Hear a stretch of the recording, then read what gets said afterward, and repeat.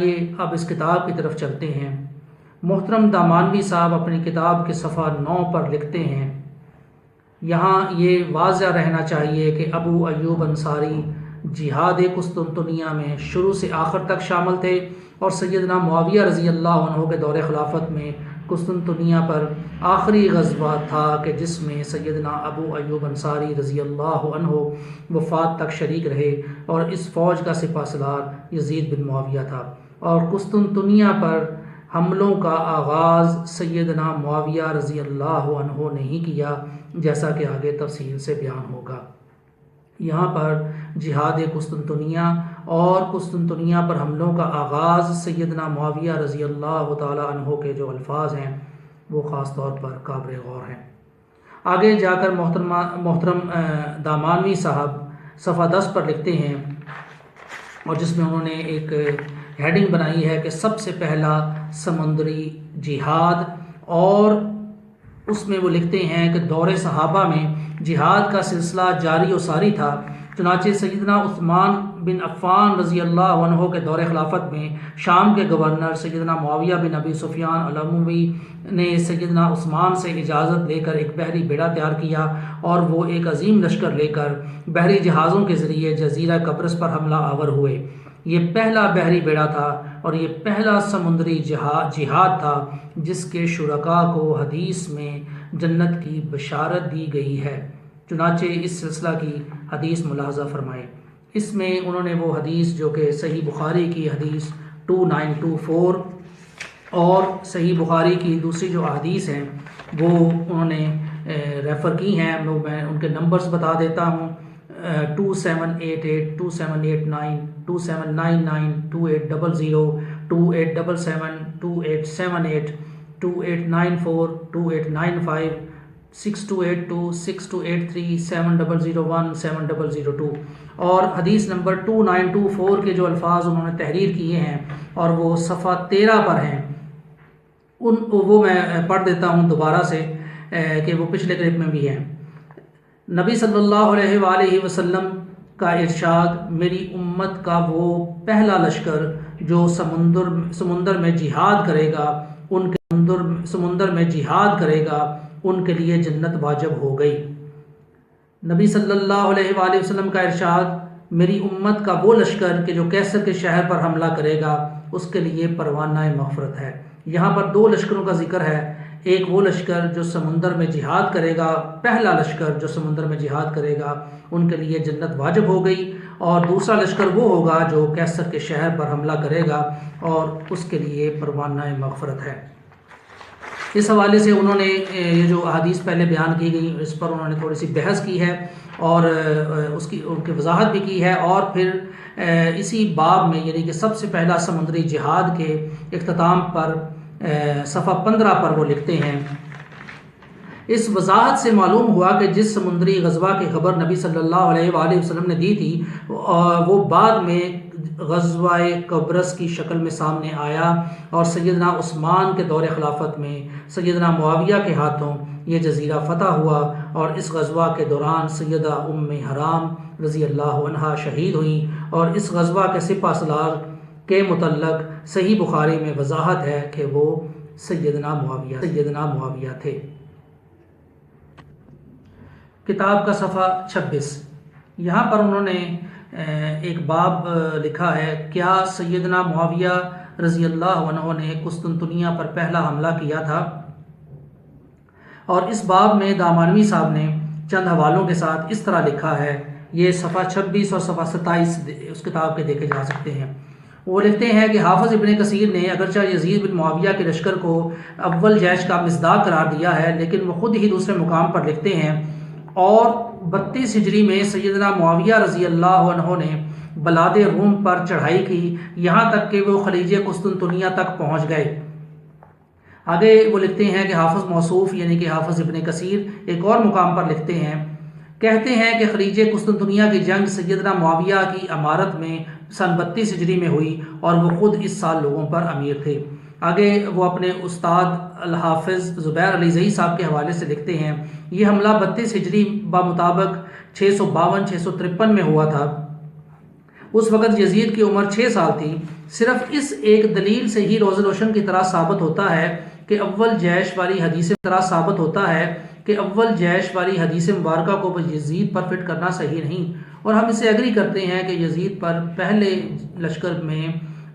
شامل ہونے کے حوالے سے جو حدیث فٹ کی جاتی ہے وہ ٹھیک نہیں ہے۔ موصوف دوسرے مقام پر لکھتے ہیں، یعنی حافظ زبیر علی زئی دوسرے مقام پر لکھتے ہیں، یہ حملہ جو حضرت معاویہ رضی اللہ عنہ نے سن 32 ہجری میں کیا، یہ حملہ قسطنطنیہ پر مدیق القسطنطنیہ کی طرف سے ہوا تھا۔ یہ مقام اس شہر کے قریب ہے۔ آگے حافظ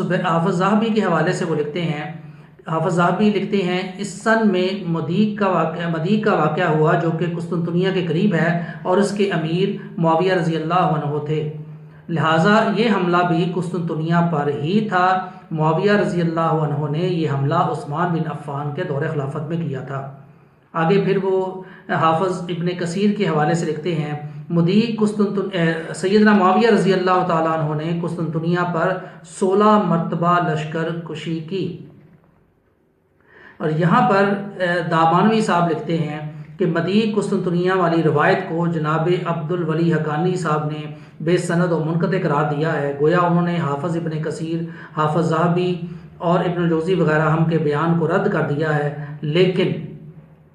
وہ لکھتے ہیں لیکن حقیقت یہ ہے کہ معاویہ رضی اللہ عنہ کے حملوں کی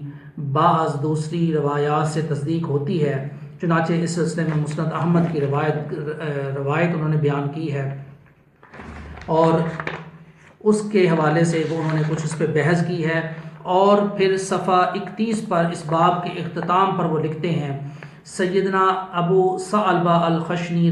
رضی اللہ عنہ کے بیان سے واضح ہوا کہ سیدنا معاویہ قسطنطنیہ پر لشکر کشی کے لیے فوجیں روانہ کرتے رہتے تھے، کبھی وہ خود قسطنطنیہ پر براہ راست حملہ آور ہوتے اور کبھی صحابہ کرام کو فوج دے کر روانہ کرتے رہتے تھے تاکہ قسطنطنیہ فتح ہو جائے، اور جس نے قسطنطنیہ پر لشکر کشی کے لیے فوجیں بھیجی ہوں، ظاہر ہے کہ وہ بھی اس جہاد کے اجر و ثواب میں برابر کا شریک ہے، بلکہ عملاً وہ اس میں شریک ہے۔ معاویہ رضی اللہ عنہ نے ابو ثعلبہ الخشنی رضی اللہ عنہ کے بیان کے مطابق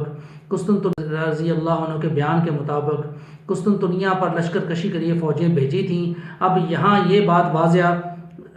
بات تو واضح نہیں کہ انہوں نے اس لشکر پر کس کو سپہ سالار مقرر کیا تھا۔ آگے صفحہ 49 پر کسی کے اعتراض کا جواب دیتے ہوئے دامانوی صاحب نے لکھا، وہ کہتے ہیں جب کہ وہ کسی کا اعتراض کا جواب دے رہے ہیں، جبکہ میں نے نقل کیا تھا کہ حافظ ذہبی نے لکھا ہے کہ اس سن میں مدیق کا واقعہ آیا جو کہ قسطنطنیہ کے قریب ہے، اور اس لشکر کے امیر معاویہ رضی اللہ عنہ تھے، لہٰذا ثابت ہوا کہ مدیق پر حملہ دراصل قسطنطنیہ پر ہی حملہ تھا، یا یوں سمجھ لیں کہ یہ حملہ قسطنطنیہ پر حملے کا مقدمہ تھا اور بعد میں قسطنطنیہ پر حملے کیے گئے تھے۔ اب ایک اہم حدیث جو کہ دامانوی صاحب نے اپنی بحث میں لکھی ہے، جو کہ صفحہ 51 پر ہے، اور یہ ہمیں بتاتی ہے کہ حضرت معاویہ رضی اللہ تعالیٰ عنہ نبی کریم صلی اللہ علیہ وآلہ وسلم کی احادیث کا احترام کرتے تھے۔ دامانوی صاحب لکھتے ہیں، یہ حدیث جو ہے وہ سنن ابی داؤد جو انہوں نے نمبر لکھے ہیں 2759، ترمذی 1580، مسند احمد اور الطیالسی کے ریفرنسز بھی ہیں، اور وہ اس طرح لکھ رہے ہیں کہ سلیم بن عامر رحمۃ اللہ علیہ سے روایت ہے کہ اور یہ قبیلہ حمیر سے تھے، وہ بیان کرتے ہیں کہ سیدنا معاویہ اور رومیوں کے درمیان معاہدہ صلح و امن ہو چکا تھا، اور معاویہ ان ایام میں ان کے علاقوں کی طرف کوچ کر رہے تھے تاکہ جو ہی معاہدہ کی مدت ختم ہو اچانک ان پر چڑھائی کر دیں۔ بس اسی دوران عربی گھوڑے یا ترکی گھوڑے پر سوار ایک شخص ان کی طرف آیا،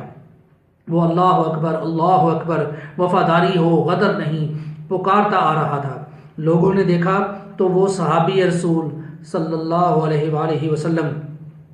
سیدنا عمر بن ابسہ تھے۔ معاویہ رضی اللہ عنہ نے انہیں بلوایا اور پوچھا تو انہوں نے کہا، میں نے رسول اللہ صلی اللہ علیہ وآلہ وسلم کو فرماتے ہوئے سنا ہے، جس کا دوسری قوم سے کوئی معاہدہ ہو تو وہ اس وقت تک کوئی نیا معاہدہ نہ کرے اور نہ اسے ختم کرے جب تک کہ پہلے معاہدہ کی مدت باقی ہو یا برابری کی سطح پر اسے توڑنے کا اعلان کر دے۔ پس یہ سن کر معاویہ رضی اللہ عنہ لوٹ آئے۔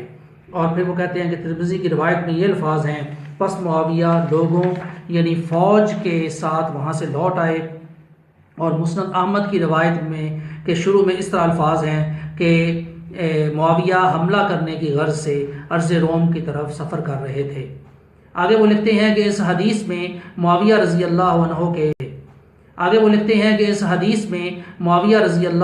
کے ارض روم پر حملہ کرنے کی تیاریوں کا ذکر ہے، اور جس صحابی نے اس موقع پر حدیث بیان فرمائی ان کا اسم گرامی سیدنا عمر بن ابسہ ہے۔ یہ قدیم الاسلام صحابی ہیں، ایمان لانے والوں میں ان کا نمبر 4 یا 5واں ہے۔ انہوں نے بعد میں شام میں سکونت اختیار کر لی تھی، اور ان کی وفات بقول حافظ کہ سیدنا عثمان رضی اللہ تعالیٰ عنہ کے دور خلافت کے آخر میں حمص میں ہوئی۔ آگے وہ لکھتے ہیں صفحہ 52 پر اس روایت کے مطالعہ سے ایسا محسوس ہوتا ہے کہ سیدنا معاویہ خلیج قسطنطنیہ پر حملہ کرنے کے بعد اب قسطنطنیہ پر حملہ کرنے کا ارادہ فرما رہے تھے، اور ان کے اپنے دور خلافت میں بھی زیادہ تر زور قسطنطنیہ کو فتح کرنے پر رہا۔ آگے وہ لکھتے ہیں کہ معاویہ رضی اللہ عنہ پر ارض روم کے مختلف شہروں اور قسطنطنیہ کو فتح کرنے کی دھن سوار تھی، لہٰذا وہ عثمان رضی اللہ تعالیٰ عنہ کے دور خلافت میں ہی سے اس کے لیے کوشاں تھے، لیکن قسطنطنیہ پر حملہ کرنے کی یہ سعادت اللہ تعالیٰ نے کس کی قسمت میں لکھ رکھی تھی یہ کسی کو معلوم نہیں تھا۔ چنانچہ 33 ہجری میں یہ سعادت حاصل کرنے والے سیدنا المنذر بن زبیر رضی اللہ عنہ تھے۔ آگے وہ صفحہ 83 پر 2 احادیث کی تطبیق کرتے ہوئے اور کسی کے اعتراض کا جواب دیتے ہوئے لکھتے ہیں، مطلب یہ ہے کہ فوجوں کے قسطنطنیہ کی طرف جانے کو بھی قسطنطنیہ ہی قرار دیا گیا ہے۔ مطلب یہ ہے کہ فوجوں کے قسطنطنیہ کے اطراف میں جانے کو بھی قسطنطنیہ ہی قرار دیا گیا ہے، اور معاویہ رضی اللہ تعالیٰ عنہ 32 ہجری میں قسطنطنیہ کی طرف گئے تھے۔ اور صفحہ 84 پر اسی اعتراض کا جواب دیتے ہوئے وہ لکھتے ہیں کہ جو شخص کسی لشکر کو لشکر کشی کے لیے روانہ کر رہا ہو جو شخص کسی لشکر کو کسی لشکر کشی کے لیے روانہ کر رہا ہو کیا وہ عملاً اس جہاد میں شریک نہیں ہے؟ لہٰذا اگر معاویہ رضی اللہ تعالی عنہ قسطنطنیہ نہیں بھی گئے تو لشکر بھیج کر وہ بھی اس جہاد میں عملی طور پر شریک ہی ہیں۔ قسطنطنیہ نہیں بھی گئے تو لشکر بھیج کر وہ بھی اس جہاد میں عملی طور پر شریک ہی ہیں۔ کتاب کے اگلے ایک باب جیش مغفور کا سپہ سالار کون تھا کہ عنوان جو کہ صفحہ 91 پر ہے اس میں انہوں نے وہ حدیث صحیح بخاری کی 2924 کا حوالہ دیا ہے جو کہ ہم پہلے بیان کر چکے، اور اس حدیث کو لکھنے کے بعد صفحہ 92 اور 93 پر وہ لکھتے ہیں، حاصل کلام یہ ہے کہ سیدنا معاویہ رضی اللہ عنہ سمندر میں کشتیوں پر سوار ہو کر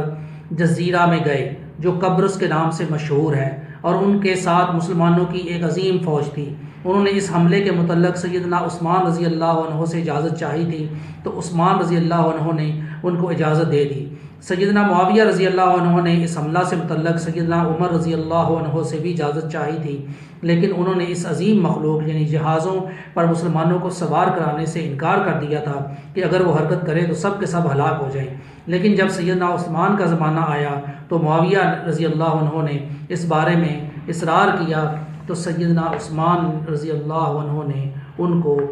اجازت دے دی۔ حافظ ابن حجر اسقلانی نے بھی اس حدیث پر اسی طرح کی تفصیل ذکر کی ہے۔ آگے دامانوی صاحب لکھتے ہیں اس وضاحت سے معلوم ہوا کہ جس سمندری غزوہ کی خبر نبی صلی اللہ علیہ وآلہ وسلم نے دی تھی وہ بعد میں غزوہ قبرص کی شکل میں سامنے آیا، اور سیدنا عثمان رضی اللہ تعالیٰ عنہ کے دور خلافت میں سیدنا معاویہ رضی اللہ عنہ کے ہاتھوں یہ جزیرہ فتح ہوا، اور اس غزوہ کے دوران حرام رضی اللہ عنہ شہید ہوئیں، اور اس غزوہ کے سپہ سالار کے متعلق صحیح بخاری میں وضاحت ہے کہ وہ سیدنا معاویہ تھے۔ صفحہ 95 پر دامانوی صاحب نے باب جیش مغفور کا تعین میں مسند احمد، مصنف عبدالرزاق، طبرانی کبیر، ابو داؤد، اسد الغابیہ میں موجود ایک حدیث کو لکھا ہے، اور یہ حدیث حرام والی حدیث جو کہ صحیح بخاری کی 2924 ہے اس سے ملتی جلتی ہے، لیکن اس میں عبداللہ رضی اللہ عنہا کا ذکر ہے جو کہ حرام کی بہن تھی۔ اور پھر دامانوی صاحب صفحہ نمبر 102 اور 103 پر ان احادیث کے آپ خلاصہ کہہ لیں، وہ اس طرح سے لکھتے ہیں کہ نمبر 1، نبی صلی اللہ علیہ وآلہ وسلم نے جس لشکر کے متعلق ارشاد فرمایا میری امت کا جو لشکر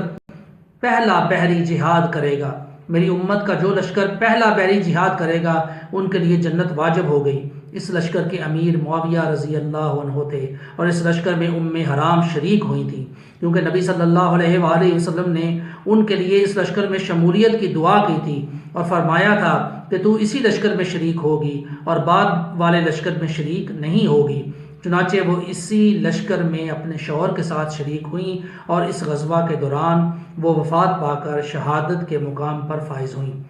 حرام رضی اللہ عنہا کا اس لشکر میں شریک ہونا ہی اس بات کی علامت تھی کہ یہ وہی لشکر ہے جس کے متعلق نبی صلی اللہ علیہ وآلہ وسلم نے فرمایا تھا جنت ان کے لیے واجب ہو گئی۔ تیسرے پوائنٹ میں وہ لکھتے ہیں نبی صلی اللہ علیہ وآلہ وسلم نے دوسرے لشکر کے متعلق ارشاد فرمایا تھا، یعنی میری امت کا وہ پہلا لشکر جو کیسر کے شہر پر حملہ کرے گا ان کے لیے پروانہ مغفرت ہے، اور اس لشکر کے امیر المنذر بن زبیر رضی اللہ عنہ تھے، اور یہ وہی لشکر تھا جسے مغفور اللہم یعنی ان کے لیے پروانہ مغفرت ہے کی خوشخبری اور بشارت دی گئی تھی۔ اور نبی صلی اللہ علیہ وآلہ وسلم نے حرام رضی اللہ عنہا کی بہن عبداللہ رضی اللہ عنہا کے لیے بھی اس لشکر میں شمولیت کی دعا کی تھی، اور وہ اسی جہاد کے دوران وفات پا گئی۔ نمبر 4 پوائنٹ میں وہ لکھتے ہیں عبداللہ کا اس جہاد میں شریک ہونا ہی اس بات کی علامت تھی کہ یہ وہی لشکر ہے کہ جس کے لیے نبی صلی اللہ علیہ وآلہ وسلم نے مغفور اللہم یعنی ان کے لیے پروانہ مغفرت ہے کی بشارت دی تھی۔ اور نمبر 5 پہ وہ لکھتے ہیں اس لشکر کی دوسری بڑی علامت یہ تھی کہ ان کے لیے نبی صلی اللہ علیہ وآلہ وسلم نے مغفور اللہم کی بشارت دی تھی، اور اسی روایت میں یہ بات بھی موجود ہے کہ نبی صلی اللہ علیہ وآلہ وسلم نے اس لشکر کے متعلق ارشاد فرمایا تھا وہ قلیل تھوڑا سا مال غنیمت لے کر اور مغفور اللہم بن کر لوٹیں گے۔ آگے وہ لکھتے ہیں پس ان حقائق سے واضح ہو گیا کہ اول جیش جس نے ارض روم پر پہلا حملہ کیا تھا وہ المنذر بن زبیر کا لشکر تھا، اور ان کے ساتھ اس لشکر اور جہاد میں عبداللہ بنت ملحان رضی اللہ عنہا بھی شامل تھیں، اور جن کی شمولیت ہی اس بات کی علامت تھی کہ یہ وہی اول جیش ہے جس نے ارض روم پر پہلا حملہ کیا۔ اور اس کتاب میں کئی ایسے اشارات ضرور ملتے ہیں کہ جو دوسرا لشکر تھا اس لشکر کو بھیجنے والے معاویہ رضی اللہ عنہ ہی تھے، یا انہوں نے دوسری سمت سے یعنی کہ مدیق قسطنطنیہ کی طرف سے حملہ کیا تھا، اور منذر بن زبیر جو لشکر ایک ایڈیشنل لے کر آئے تھے وہ منذر بن زبیر اس کی سربراہی کر رہے تھے۔ واللہ عالم۔